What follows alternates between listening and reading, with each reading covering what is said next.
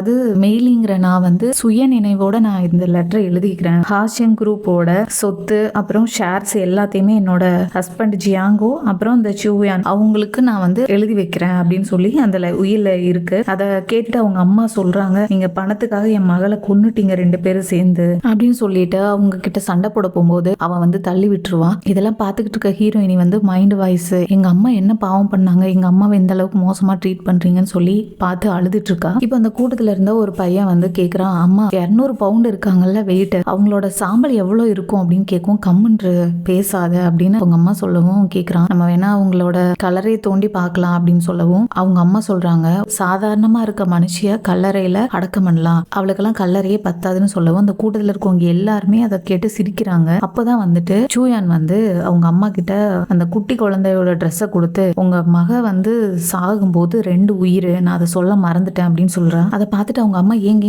அழுகுறாங்க, என் பொண்ணு பிரெக்னெண்டா இருந்திருக்கா, என் மக கர்ப்பமா இருக்கா அப்படின்னு சொல்லவும் அப்பதான் சூயான் சொல்றா, ஆமா ஒன்னு வந்து பெரிய பண்ணி ஒன்னு வந்து சின்ன பண்ணி அப்படிங்கும் போது அவங்க அம்மா சொல்றாங்க, ஐயோ கடவுளே நான் எதுக்கு உயிரோட இருக்கேன், என் பொண்ணு போயிட்டா, என் பேரன் போயிட்டான், என்ன மட்டும் எதுக்காக கடவுளை உயிரோட வச்சிருக்கீங்க, என்னையும் உங்க கூட கூட்டிட்டு போங்க அப்படின்னு அழுகவும் அவ சொல்றா, எதுக்கு வீட்டுல 2 பண்ணி செத்த போதுனால இப்படி அழுதுட்டு இருக்கீங்களா அப்படின்னு சொல்றா. இதையெல்லாம் மறைஞ்சு பார்த்துக்கிட்டு இருக்க நம்ம ஹீரோயினி, சூயான் ஜியாங்கோ நீங்க 2 பேரும் எனக்கும் எங்க அம்மாவுக்கும் செஞ்சதை நான் உங்களுக்கு பல மடங்கா திருப்பி தருவேன், பொறுத்திருந்து பாருங்க நான் என்ன பண்ண போறேன்னு சொல்லி மைண்ட் வாய்ஸ்ல சொல்றா. இப்பதான் அவ வந்து டாக்டருக்கு கால் பண்ணி என்னோட ஃபேஸை வந்து சர்ஜரி பண்ணி மாத்தி கொடுங்கிறதுக்காக ஹெல்ப் கேட்டிருப்பா. அந்த இடத்துக்கு டாக்டர் வரும்போது அவரோட காலில் விழுந்து அழுகுறா, என்னோட நிலைமையை பாருங்க, மலையில இருந்து தள்ளி விட்டு என் உடம்பெல்லாம் காயமா இருக்கு.